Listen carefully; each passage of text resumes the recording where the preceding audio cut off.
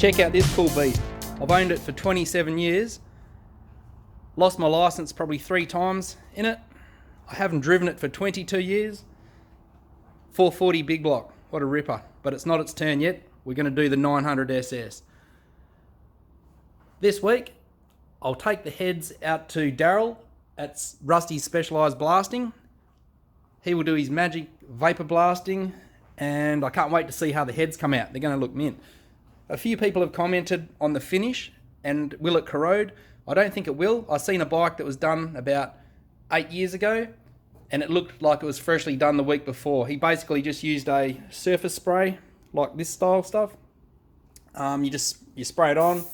It protects everything. You can't hurt anything with it. Also, I'm going to contact another fella about doing the gauges. They're very rusty on the outer rims, so see if he can sort them out for me. My mate Neil put me onto this stuff. He reckons it's the go, so we're going to give that a go. All the plastic sort of parts that are all faded and rusty, faded and dusty, and we'll clean that up. So that's what I'm going to do today. Have a bit of a play, clean up some parts, and see if we can make this look a bit better. Let's do it.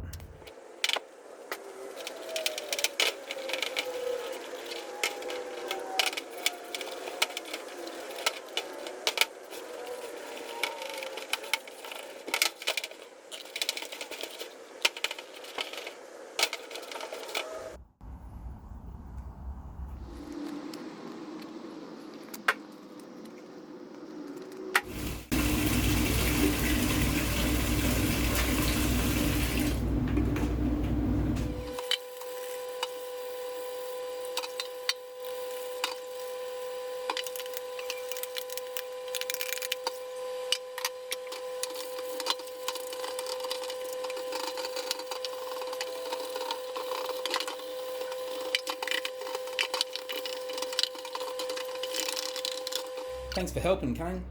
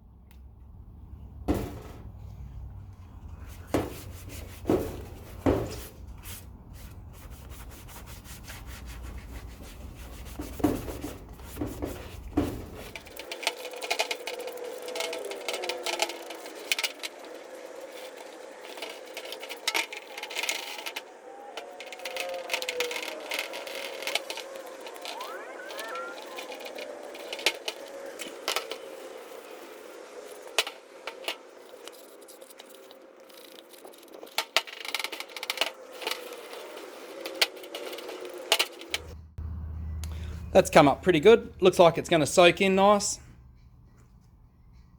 and stay nice and black. The next plan is to put a few of these screws in and maybe bolt the bracket on the rear of it. So thanks Neil, that stuff worked really good. I didn't want to use my heat gun again, that was pretty painful as a process, and I learnt my lesson on the Kawasaki where I used degreaser. I ended up sending all the plastic basically white. It looked horrible. So this was a lot easier. So good job, Neil.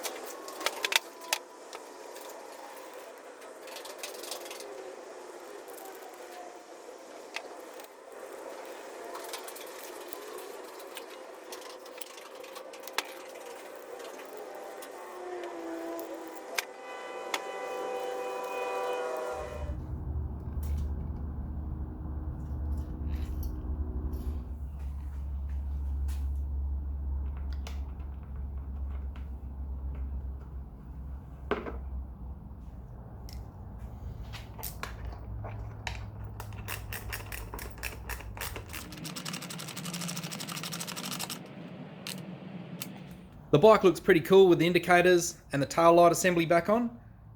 I did notice one thing, but the left indicator has a large gap between the body of the indicator and the rear guard. Not quite happy about that. I want to go to work later today and see if that part can still be ordered, and if that's the case, I'll just order another one. So I've been to the shop, had a look. Basically, the indicator that I want to order to remove that gap isn't available anymore through Ducati. It didn't appear that I could order it, which is a bummer. So what I did, went through all our old parts, and I ended up finding, believe it or not, this fella right here. So we've got a brand new indicator, which I didn't think I'd be able to get ever again. And we had it in our shop waiting for this motorbike. Awesome. Right, let's fit it. Here's a brand new indicator fitted. No gap.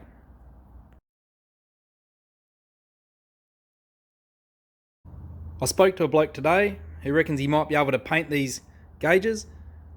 They're a bit rough around the edges. Hopefully he can sand them back and make them awesome. I didn't realise that the Speedo actually has some damage on it. Like, it's got a bit of a dent around that bezeled area. We'll have to see what he can do with that.